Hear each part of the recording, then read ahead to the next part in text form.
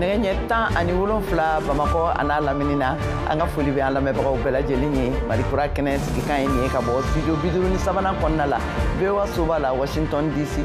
ye juma ye janvier kalo tile 3 sanba 2025 anga kunnafoni kumabaw olu filɛ nin ye ninnu Sigana yuruku furuba nafolo kan Mali la bureau du vérificateur général ye Mali premier ministre kɔrɔ Dr Choguel Kokala Maïga Jalakine agence de gestion du fonds d'accès universel AGFO cakɛda ka nafolokun donina a ka baara musakaw dafɛ min ma yamaruya Mali furuba nafolo baara hakɛ sariyaw fɛ u ka fɔ la Mariam Kuyate VOA ka laselikɛla ka bɔ Bamako ye sɛgɛsɛgɛli kɛ a kan a ye sariya minnu sɔrɔ a la an bɛna jɛ k'o lamɛn kunnafoni kɔnɔ Joliba bon Gaza fitness senfɛ mɔgɔ 43 fagara polisi ɲɛmɔgɔ bɛ minnu jatew la ka da Palestine marakɛlaw ka fɔ kan Banisirala ye a yira k'a fɔ ko Hamas dogole bolo de dalen bɛ nin fagali jugu ninnu kɔfɛ u ma sɔn jalakilikan ninnu ma an bɛna walawalali kɛ aw ye a kan kunnafoni kɔnɔ sisan bi ye juma ye an bɛna laban ni musow ka kɛnɛ ye Njayi Sanu an ka laselikɛla ka bɔ Bobo Julaso bɛna kuma an ye bolola ko ma tɛ muso nakɔtigiw kan minnu an bɛ don min na iko bi ka da u ka baaraw kan kɛlen bɛ Burkina jamana fitinɛ yelenw ye an ka foli b'an lamɛnbagaw bɛɛ lajɛlen ye aw k'aw bisimila an ka Mali kura jɛmukan kɛnɛ kɔnɔ ka tɛmɛ ne kunnafoniw ye Mali la yuruku sɛgɛsɛgɛli kɛ cakɛdaba n'a bɛ wele nanzarakan na ko bureau du vérificateur général ye Mali premier ministre kɔrɔ Dr Choguel Kokala Maïga Jalaki k'a fɔ ko agence de gestion du fonds d'accès universel AGFO cakɛda ka nafolokun donna a ka baara musaka dɔw dafɛ min tun ma yamaruya Mali furuba nafolo baara hakɛ sariyaw fɛ an ka Mariam Kuyate VOA Bambara ka laselikɛla ka bɔ Bamako lamɛn Awo vérificateur général ale ka nin gafe kɔnɔ kuma na a y'a yira k'a fɔ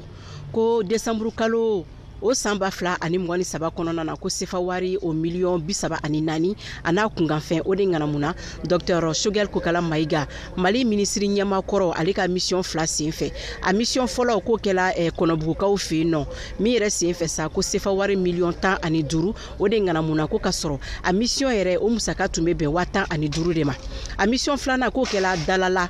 kitamara kɔnɔna na min yɛrɛ senfɛ ko sefa wari o million 20 o de fɛnɛ ni ŋanamuna ko ka sɔrɔ a mission yɛrɛ tile 2 o musaka tun bɛ bɛn 30 de ma vérificateur général ka nin gafe kɔnɔ a yirala k'a fɔ ko nafolo ninnu bɛɛ lajɛlen bɔla AGFO o budget de kɔnɔna na AGFO ale ye furuba marabolo ye min yɛrɛ bilalen don ministre ɲɛma ale ka bureau yɛrɛ kun kan o kɔlɔsili kama min ye Dr Choguel Kokala Maïga k'o fara a jɛɲɔgɔn caman kan a yirala k'a fɔ ko nafolo nin duna olu yɛrɛ de fɛ nka min ye a ka conseiller kunnafonidilaw a n'a bilasiralibagaw a yirala k'a fɔ k'olu ka musaka dunta k'o bɛnna sefa wari o million 12 a n'a kunkanfɛn ma ka fara nin bɛɛ lajɛlen kan sa an ye wele bila Dr Choguel Kokala Maïga ma yaasa ka se ka a hakilinataw yɛrɛ dɔn ka kɛɲɛ ni vérificateur général ale ka nin gafe kɔnɔ kumaw ye nka an ka wele kɔni ma jaabi a fɛ fɔlɔ min ye Dr Choguel Kokala Maïga ale kɛrɛfɛmɔgɔ caman ye an ye wele bila minnu ma u y'a yirana k'a fɔ k'u tɛ fɛ ko ka kuma caman kɛ nin ko in na ko sabula ko nin dabɔlen don yaasa ka Dr Choguel Kokala Maïga ale yɛrɛ fanga dɔgɔya kosɛbɛ politiki bunakun kan Mariam Kuyate ka laselikan don ka bɔ Bamako VOA Bambara tɔgɔ la ayiwa k'a fɔ an lamɛnbagaw ɲɛna don nataw la an bɛna kunnafoni ni walawala aw ye ka kisɛ kɛ aw tɛgɛ kɔnɔ an ka laselikɛlaw fɛ ka tɛmɛ n'an ka kunnafoniw ye a yirala k'a fɔ ko fangaba bɛ farafin furakɛliw la Mali la a ka ja dɔgɔtɔrɔ furakɛliw bɛ yen nɔ mɔgɔ caman kɔni b'o o de to yen nɔ ka taa i furakɛ farafin furakɛlaw fɛ yen nɔ Modibo Dambele ale ye ɲininkali tɛŋunen kɛ Usmane Jarala farafin furakɛla don ka bɔ Bamako an k'u ka masala lamɛn Mali yɛrɛ sariya bɛ mɔgɔ jɔn ye komi n'a fɔ laada furakɛlikɛla o ye maa ye maa min ni sida kɛmɛ k'a lakodɔn ni furakɛli ye ni an ka laadala siraw ye ka jamanadenw sigida mɔgɔw furakɛ cogo ɲuman na kɔlɔlɔ tɛ min na ni an ka laadala siraw ye o de ye laadala furakɛlikɛla ye jamana kɛmɛ ka min lakodɔn lahala jumɛn sigilen don sen kan Mali kɔnɔna la bi yaasa i bɛ se ka kɛ laadala furakɛlikɛla ye ni ye Mali sariyaw ta k'a lajɛ arrêté 95 kɔnɔna na maa minnu ye laadala furakɛlikɛlaw ye tiɲɛ don ni ye laadala furakɛli yɛrɛ définition ta k'a lajɛ OMS ka fɔcogo la laadala furakɛlikɛla ye maa min y'a ka dɔnni sɔrɔ tiɲɛ siraw fɛ walama karamɔgɔ siraw fɛ tuma dɔw la ni an ka danbe siraw ye ale ni an ka tradition siraw ye an ka seko n'an ka dɔnko farafinna seko ni dɔnko a bɛ se ka kɛ yiri siraw ye a bɛ se ka kɛ dugujukɔrɔfɛn siraw ye a bɛ se ka kɛ hali kilisi gansan ye yaasa ka se ka buna adamaden furakɛ nka yaasa Mali jamana ka sariyasun min bɛ yen nɔ n'an b'a fɔ ko arrêté 95 o ye sariyasun minnu bila sen kan yaasa jamana ka i lakodɔn laadala furakɛlikɛla ye tuma min na sigida y'i lakodɔn fana k'a fɔ ko e bɛ se furakɛli la ni cogo ɲuman ye jamana ko i k'i jija i ka sɛbɛnfura ta sɛbɛnfura min n'an b'a fɔ ma ko agrément mais a y'o agrément fana ta ka o tilan sigiyɔrɔma damadɔ ye a sigiyɔrɔma fɔlɔ ko furakɛlikɛla dɔw bɛ yen nɔ minnu bɛ baara kɛ ni bagangolow ni bagan kɔnɔsogow ni fɛnw ye a bɛ f'olu ma ko médico-droguistes o la e bɛ se ka o sɛbɛnfura ta a carte professionnelle tagalen ɲɛfɛ san 3 kɔfɛ i bɛ se ka agrément ɲini a la a sɛbɛnfura filanan an b'a fɔ o ma ko herboriste ye jɔnw ye o ye maaw ye maa minnu bɛ yen nɔ k'a fɔ ko e ye laadala fura bɔla de ye mais i bɛ laadala fura bɔ k'a proposer maaw ye u ka t'u yɛrɛ furakɛ ni a ye fura ɲaga bɔ i b'a feere u ma u ka t'u yɛrɛ furakɛ ni o fura ye donc o la i k'o carte professionnelle ta an b'a fɔ o ma ko carte verte Mali la tagalen ɲɛfɛ san 3 kɔnɔ i bɛ se ka demande kɛ agrément ka sɔrɔ yaasa i ka taa butigi yɛrɛ dayɛlɛ ka to ka taa fura bɔ kungo kɔnɔ ka n'a feere mɔgɔw ma u ka t'u yɛrɛ furakɛ ni a ye o la maaw yɛrɛ bɛ taa tobi k'a labɛn komi a ka d'u ye cogo min na ka se k'u yɛrɛ furakɛ o kɔfɛ sɛbɛnfura dɔ bɛ yen nɔ an b'a fɔ min ma fana ko carte thérapeutique o la o ye laadala furakɛlikɛla yɛrɛ de ye carte thérapeutique min n'i b'o ta arrêté 95 ka ɲɛfɔ cogo la o carte in bɛ wagati jan k'i bolo san 3 kɔnɔ i bɛ maaw furakɛ e bɛ taa fura bɔ ka na e yɛrɛ de b'a labɛn k'a bɛn a fura tacogo a dosage fo ka taa se fura labɛn cogo n'i b'a kɛ comprimé ye ou bien n'a sɔrɔ i b'a kɛ fura jiman ye ou bien n'i b'a kɛ gelule ye ka sɔrɔ k'a di banabaatɔw ma banabaatɔw k'a ta kɛcogo la min bɛ yen nɔ ni kɔlɔlɔ tɛ sɔrɔ a la donc o la n'o ye san 3 bɔɲɔgɔn k'i bolo i bɛ se ka laɲini kɛ i mago bɛ agrément na yaasa ka cabinet dayɛlɛ. Mali kɔnɔna la bi laadala furakɛli a koɲa bɛ cogo di bi. Minnu ka kɔlɔsili la Mali laadala furakɛli mago bɛ jamana ɲɛmaaw ka accompagnement de la structure technique minnu sigila laadala furakɛli yɛrɛ dɛmɛni kama depuis 2010 ka se bi ma olu ka kɛta fanga ka dɔgɔ kosɛbɛ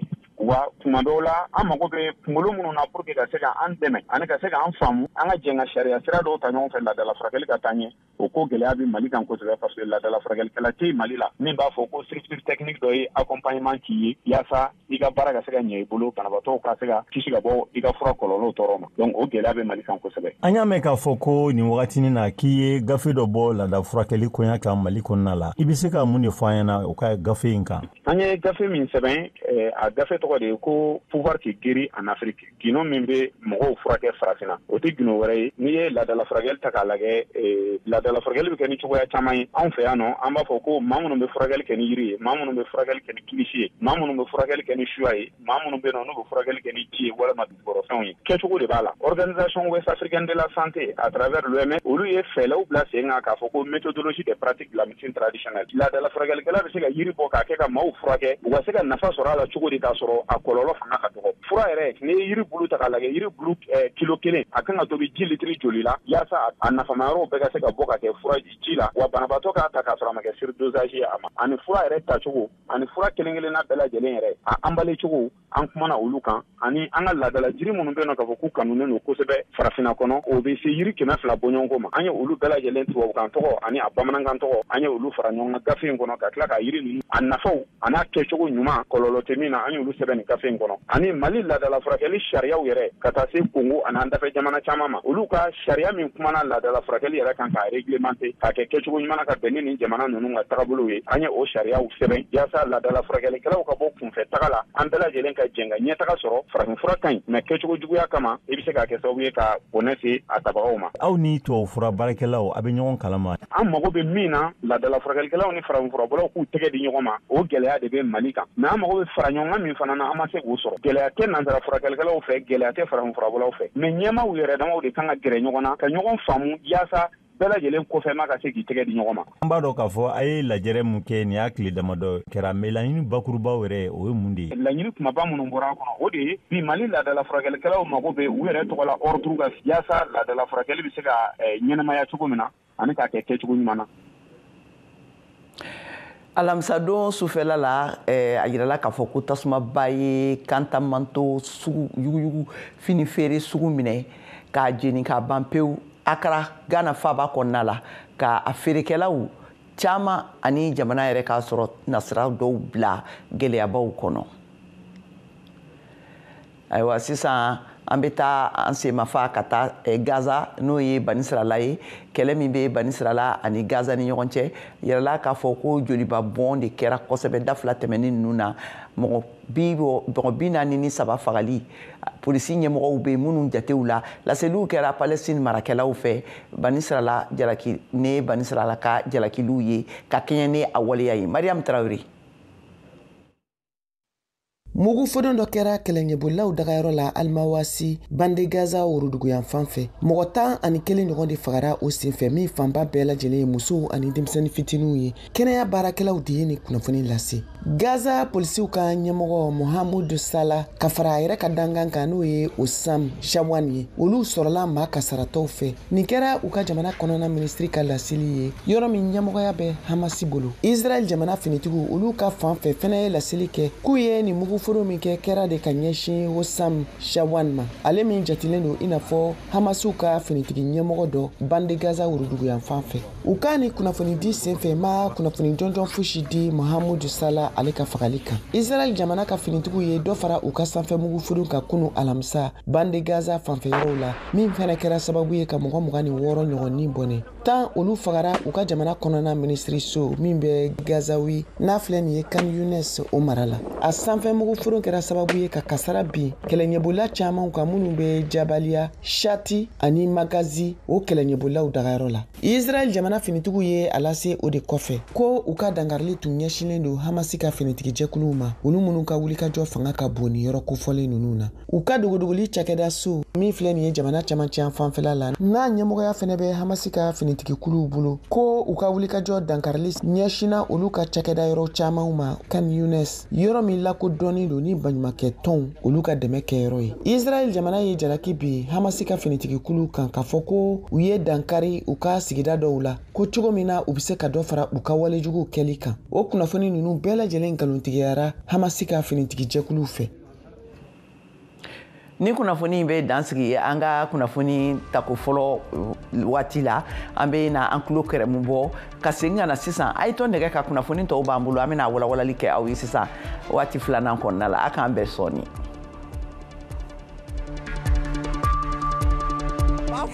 an balimaw an ni yan tuma an ka ɲɔgɔn sɔrɔ sisan nɛgɛ kanɲɛ 19 ka taa 20 na an b'a fɔ jɛmukan kɛnɛ kan VOA Afrique ayiwa an bɛna kuma koba minnu kɛra san tɛmɛnen ye ani ko kura minnu bɛna waleya san kura na n'o ye san 2025 ayiwa koba minnu kɛra tamasiyɛn minnu ye nɔ bila sigidadenw kan a kɛra sɔrɔ ko kɛnɛya ko politiki ko sigida ko fɛn fɛn min b'aw hakilinaw na a n'aw jigiya ye jumɛn de ye san kura na ka ɲɛsin furancɛ fanga ka baara taabolo ma san kɔnɔna na ayiwa n balimaw aw jija dɛ sɔɔni aw k'an bɛn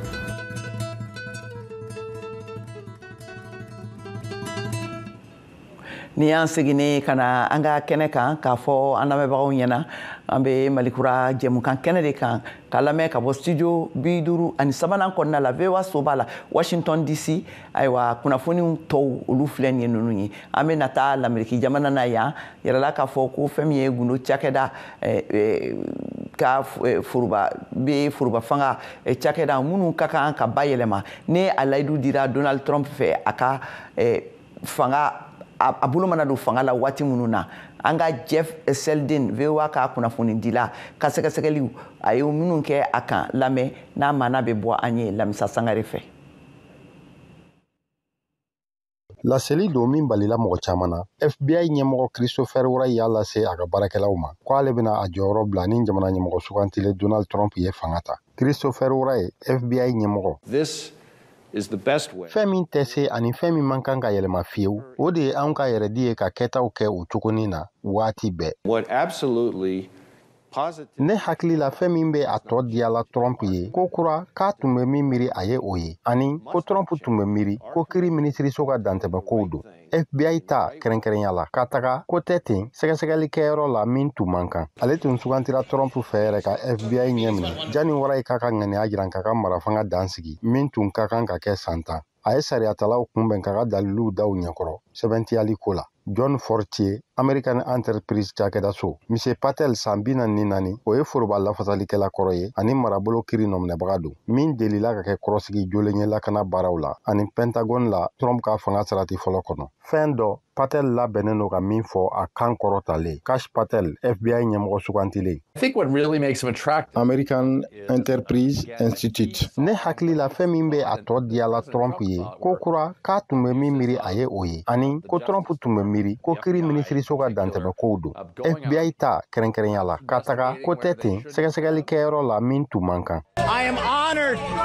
Bonya don ne bolo ka n yɛrɛ sɔrɔ yan ka Donald J. Trump kɔkɔrɔ don. Bin kelen don a kan nka anw ni anw ka jamanaya bin kelen don anw ka ɲɛ bɛɛ ma ni sariya tunɔmini ye k'a kɔ don sariya sunba tagabolo ma.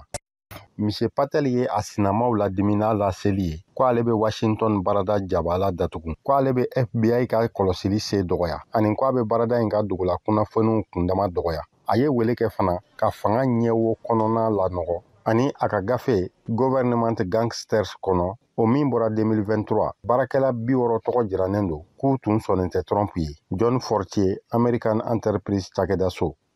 some of the changes that he might Yɛlɛma dɔw a tun bɛ se ka kanu ka minnu kɛ a bɛ se ka a kɛ n'a kan ye wali baaraden falen ye nka n'a bɛ fɛ tigitigi ka olu yɛlɛmaw kɛ o bɛna baaraba de ɲini marabagaw fɛ ani sariyatigiw fɛn min bɛ wagatinin ta a kelen tɛ se ka min kɛ. Kash Patel Trump ka fɔ la ale ye mɔgɔ ye daminɛli bɛ se ka kɛ ni min ye. Jeff Seldin kumakan Lamisa Sangare VOA News Washington. Ayiwa sisan an sera an ka musow ka kɛnɛ kan ayiwa an bɛ da sisan Njayi Sanu ka bɔ Bobo Julaso a b'an bolo nɛgɛ kan ayiwa Njayi i bisimila kɛnɛ kan ko bolola koma tɛ musow ko cogoya jumɛn na. Ayiwa Kayatu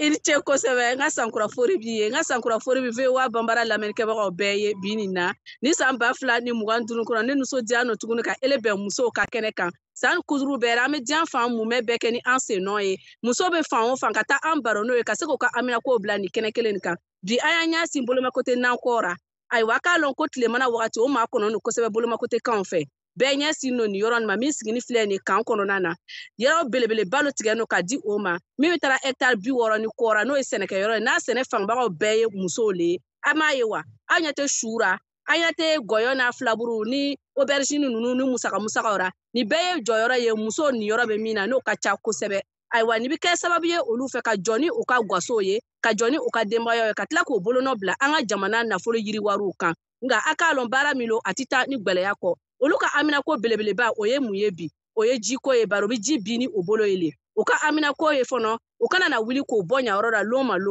ayiwa an kɔni tɛmɛtɔ la an tɛ se ka nin baara cɛ ɲuman nin ye ka tɛmɛ n'an m'an jɛngɛ ka don ka taa ɲɛ la kan an sera o yɔrɔ la bi ka na o kisɛ ta an ye min sɔrɔ a y'o filɛ.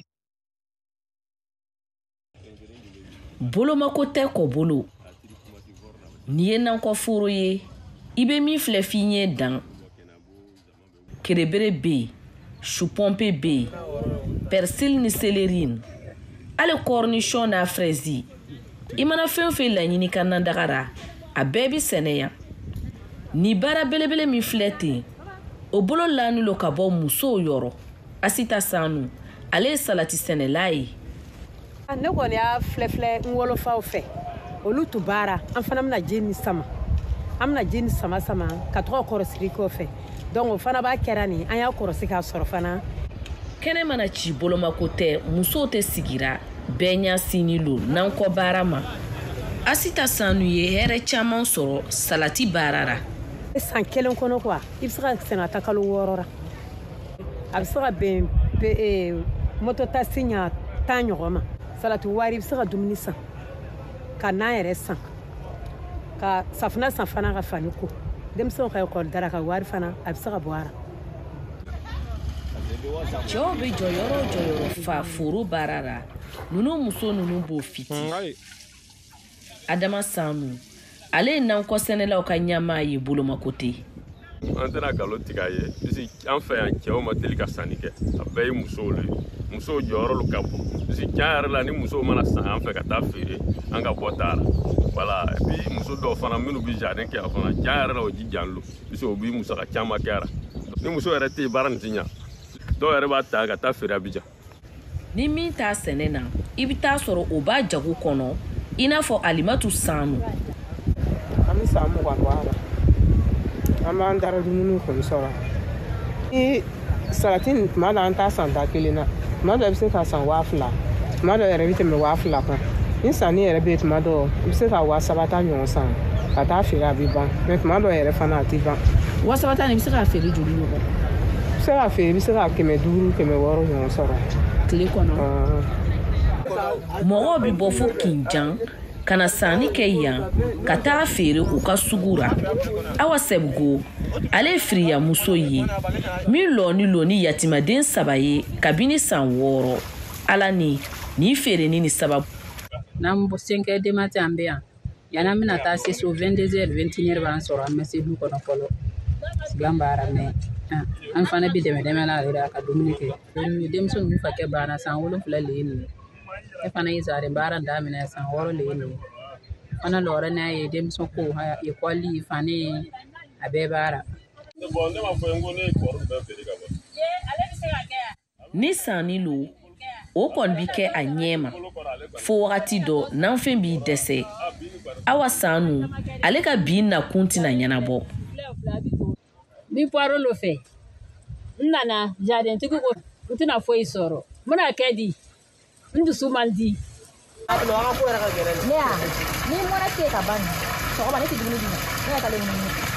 Ni dugukolo ni a tɛ nafa donna n'an kɔ baarakɛlaw dɔrɔn kun. I ni Kanbu ale bɛ tɔnɔ sɔrɔ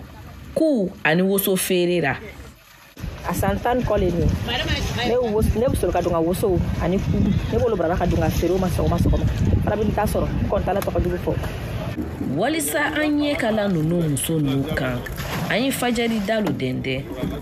nɛnɛ waati n'a soli ka wuli n'a ji sumani bi n'a pɔtɔpɔtɔ nɔɔni a n'a doni baba ɲu o bɛɛ bɛ n'an kɔ baara ra nka Asita Sanu tɛ ni si ye ale ka jɔrɔ belebele o ye ji sama ye. Ni bin dɔɔni bɔra salati kɔnɔ f'i k'ale bɛɛ bɔ fana k'ale sɛnɛ k'a wuli n bɛ sokɔnɔ baara kɛ sanni yɛrɛ bɛna jardin o y'a sɔrɔ n y'u ba kɛ ka ban ka bila ekɔlidenw ye donc ni nana tila jardin baara na ni sigi dɔɔni ni sigira dɔɔni tuguni n bɛ wuli ka ji nin sɔn donc ni bɛna ji nin sama i bɛ taa don i fari bɛɛ bɛ to ka dimi bon ni dugu gwɛra se tele i tɛna sigi tuguni o i bɛna wuli ka bɔli tuguni ji sama nin kɔni ka gwɛlɛ an b'a sama bolo bɛɛ bɛ sigɛ kɔ bɛɛ bɛ sigɛ donc ni mɔgɔ bɛ se k'an dɛmɛ ni masini ye an ka ji sama ko nin fan fɛ a bɛ diya an ye. Wali dɛbɛ la o ni dugumala bɛɛ ka kan bari n'an ko foro min filɛ nin ye n'a bɛ taara hectare 60 ni kɔra a fanba bɛɛ bɛ bobo kan kɔnɔ min ye suradasiw sigiyɔrɔ ye lonbilona yɔrɔtigiw mako na se o ka dugukolo ma siga t'o ra Adama Sanu ale ka jatigɛ belebele ye o ye. Puisque an bɛ dugumakolo min kan an bɛɛ ta tɛ tugun voilà donc kan lo bon an ka jɔrɔ min ye ne yɛrɛ ka ala dari yɛrɛ fana min ye jɔrɔna ko yɛrɛ président ma ka se ka fɛɛrɛ sɔrɔ an ka ko ra pour que an yɛrɛ u kana wuli yan an ka se ka nimisa sini puisque an kɔnna ka nimisa san min na nin agwɛlɛyara 2019 ra sɔrɔsiw tun nana an wuli k'an ka yɔrɔ koro voilà ne bɛra agir an kan. A bɛ taara Gwaso 2,000 ra min bɛ balo bolomako tɛ nanko sabura. Awale Kayatu Traoré kɔnɔ dimi tɛ ɲadimi lo e ma muso ye den bamu n'o kɔrɔ kɛ n'o ka ji minɛ n'o bolo 2 bɛɛ ka to ka nan kɔ sɔn i ma muso o bɛ ji bi i n'a fɔ cɛ o bɛ sɛnɛ kɛ i n'a fɔ cɛ o bɛ don gilima ta o kunna ka taama pɔtɔpɔtɔ ra baara min bɛ kɛ ɲɛyɔrɔ la baara kɔlɔkɔlɔ tɛ o b'a yira ko muso kɛ n'o ko ka yɛlɛma hɔrɔnya bila sen kan hali bi o kɛ n'o fana ka kɔrɔta don an ka dugu nafolo yiriwariw la ayiwa min ka gwɛlɛn n'a bɛɛ ye o ye olu ka jɔrɔ belebele ye bari n'i lano mɔgɔ ka dɛbɛ k'a kɛra i n'a fɔ i lano dugu ma hakili jagabɔra kɔni ninnu kɔni tun kan ka fɛɛrɛ sɔrɔ k'a bila o kiniboloya fan fɛ walisa lon sebali kana na se ka bari o ra ayiwa ni bi juma masala ye ne ye bolomakote musow ka nɔnkɔ foro sɛnɛ baara ye ni ala ye juma wɛrɛ yira anw na Kajatu an bɛ pan k'an cu musow ka kɛnɛ wɛrɛ kan ka tila ka an lafori n'olu ka kɛtaw ye. ayiwa nin diyara an ye sanu tiɲɛ yɛrɛ la bolomako tɛ musow baaralen don ka yɔrɔ bɛ kɛ nuguji binkɛnɛ nafɛnkɛnɛ ye tan foli bɛ u ye awa i k'an bɛn juma wɛrɛ k'a fɔ an lamɛnbagaw ɲɛna nin tun ye an ka laselikɛla Sanu Njayi ale ka kumakanw ye ka bɔ Bobo Julaso juma o juma a bɛ musow ka kɛnɛ sigi Malikura jɛmukan kɔnɔna la awa an bɛ tɛmɛ n'an ka jɛmukan ye sisan ka taa an ka farikolo ɲɛnajɛ kɛnɛ kan ka Siyaka Tarawele ale lamɛn. Sinigɛnɛ kari janvier kalo tile 5 san 2025 in na Joliba Athletic Club bɛ bisimila Angola Sagrada Esperança fɛ sirantɔlɔntan ɲɔgɔn danna min bɛ don Ligue Africaine des Clubs Champions phase de groupe tile 4 hukumu kɔnɔ ɲinɛ saison 2024 2025 don tile 3 ɲɔgɔndanw tɛmɛnen kɔ Joliba ka kulu kɔnɔ a bɛ jɔyɔrɔ 4 laban na ni kuru 2 ye binko 1 ani filani bin 2 Alu Dumbuya Joliba sirantɔlɔntana ko sebaya de bɛna ɲini sinikɛnɛ. On nana anw fɛ yan nɔ kana match nul sɔrɔ kana filani bi sɔrɔ pour que après an ka t'u fɛ ka filani bi sɔrɔ et voire même ka match gagner. Je pense que ko nɔgɔ tɛ ballontan gɛlɛman don c'est le haut niveau. Donc an y'a préparé donc on va aller là-bas an bɛ taa n'akilina kelen de mot d'ordre kelen dɔrɔn ka na ni kuru 3 ye n'Ala sɔnna. Joliba degeli karamɔgɔ Demba Traoré y'a yira ko farifaga tɛ yen an ka lamɛn. Mot d'ordre fila tɛ ballontan na une fois que ni mɔgɔ taara compétition na i bɛ don forcément donc ka ɲɛfɛla de ɲini c'est vrai que an ye gɛlɛya sɔrɔ daminɛ la mais nous on va continuer à travailler an bɛ continuer ka baara kɛ parce que an don kun tɛ figuration ye an donna walasa ka fɛn dɔ ɲini ka fɛn dɔ sɔrɔ ni Ala sɔnna ma inchallah an b'an ka chance jouer fo dernière minute la jusqu'à la dernière minute. Supporter tɛna k'aw kɛrɛfɛ a bɛ mun f'u ɲɛna. An dusukun bɛ ɲɔgɔn fɛ hakiliw bɛ ɲɔgɔn fɛ donc je pense que donc laɲiniw bɛ sabati ni Ala sɔnna ma inchallah. Stade malien de Bamako, Coupe de la Confédération phase de groupe là, ale bɛ Maroc Renaissance sportive Berkane bisimila Bamako yan sinikɛnɛ a ka kulu kɔnɔ jɔyɔrɔ 2 ni kuru 4 ye tile 3 ɲɔgɔndanw tɛmɛnen kɔ a degeli karamɔgɔ Mamutu Kane Murle ko sebaya de bɛna ɲini. Fɛɛrɛw bɛ ne ni n ka joueurs bolo an b'o labɛn entraînement na n'a b'a fɔ ma ko plan de stratégie an b'olu kɛ an ka entraînement na sɔnni match ka ci donc match don ka sɔrɔ vraiment plan n'a sera ka marcher kosɛbɛ e ka garisɛgɛ d'an ma je pense que an bɛ se ka bɔ match in kɔnɔna na n'Ala sɔnna ma. Mot d'ordre bɛ yen n'o ye kuma kɛrɛnkɛrɛnnen kelen. ou bien o ye ka taa stade planton ka taa n'a ye fɔ ɲɛmaaba la bɛɛ ka dugawu kɛ bɛɛ bɛ se fɛn fɛn na bɛɛ k'o kɛ pour que stade bɛ se ka taa se in sɔrɔ cogo min a ka fisa stade ma et puis a ka fisa Mali yɛrɛ ma parce que n'Ala kɛ stade passera nin ko la a bɛ se ka kɛ Mali bɛ se ka a ka place récupérer 4 places récupérer donc an bɛ bɛɛ ka dugawu kɛ bɛɛ ka bɛ se min na bɛɛ k'o kɛ an fana bɛ se na an b'o kɛ ballon bɛ se min na ballon b'o kɛ ballon ti terrain dɔrɔn ballon ti entraîneur n'a ka joueur dɔrɔn supporter de an ka a tuba ye ka bɔ Murle côté président côté Sarko de don n'u yɛrɛ ko yɛrɛ ka slogan de don ko blanc joue blanc gagne donc an ka taa blanc joue va jouer blanc va gagner inchallah. Stade ni Joliba u senkɔrɔbani dɔbaaw bɛ ka ɲɔgɔndan ninnu jaabiw ma kɔnɔ VOA Bambara tɔgɔ la Bamakɔ Siyaka Tarawele kala seli don. Ni mena dansigi kɛ an ka bi kunnafoniw na sani an ka kuncɛ ka wuli k'a fɔ aw ɲɛna aw bɛ kunnafoni ninnu a b'u sɔrɔ an ka bɔlɔlɔ siraw fɛ n'o ye VOA Bambara .com walima a b'a sɔrɔ Facebook kan an ka pagew kan ani YouTube ani Instagram ka laseli k'aw ye fɛnɛ san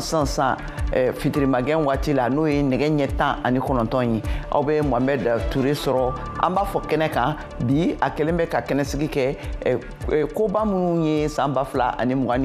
lamaga kosɛbɛ a ɲumanw a n'a jugumanw a n'a cɛjuguw la awa o kumaw de bɛ yen nɔ ka n'aw bɛ fɛ k'aw da don baro la aw bɛ se ka aw sɔgɔlen to VOA ka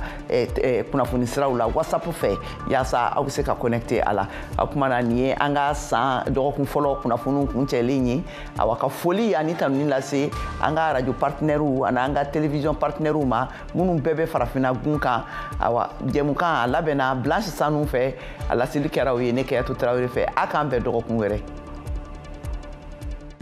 A b'a fɔ balimaw ani yan tuma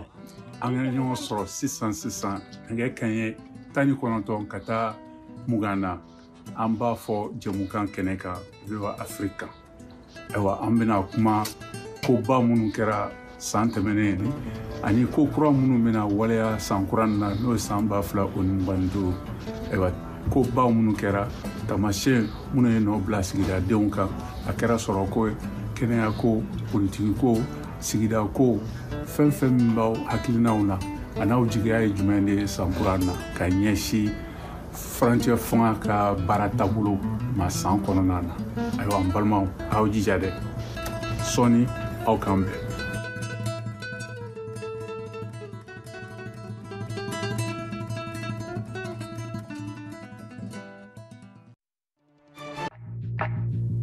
La Voz de América